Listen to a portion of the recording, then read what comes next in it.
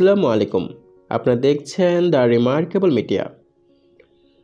বাংলাদেশ গত 5 দশকে উল্লেখযোগ্য অর্থনৈতিক ও উন্নয়ন অগ্রগতি অর্জন করেছে। এখন দেশে প্রবৃদ্ধির গতিপথ ধরে রাখতে এবং দীর্ঘমেয়াদে প্রবৃদ্ধির হারকে আরও ত্বরান্বিত করতে একটি শক্তিশালী সংস্কার এজেন্ডা প্রয়োজন। বিশ্বব্যাংকের নতুন প্রতিবেদনে এ কথা বলা হয়েছে।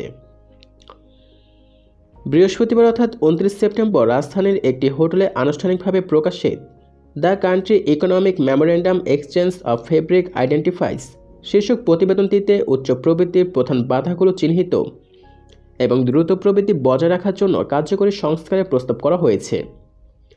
প্রতিবেদন প্রকাশ অনুষ্ঠানে প্রধান অতিথির বক্তব্য রাখেন পরিকল্পনা মন্ত্রী এম.এ. মান্নান এবং প্যানেল আলোচক হিসেবে বক্তব্য রাখেন সানেমের নির্বাহী পরিচালক অধ্যাপক ডক্টর সেলিম রায়হান, জ্যেষ্ঠ অর্থনীতিবিদ নোরা দিহেল এবং বিশ্বব্যাংকের প্রধান অর্থনীতিবিদ পরামর্শক জাহিদ হোসেন প্রতিবেদনের ফলাফলের উপর একটি পাওয়ার পয়েন্ট উপস্থাপন করেন।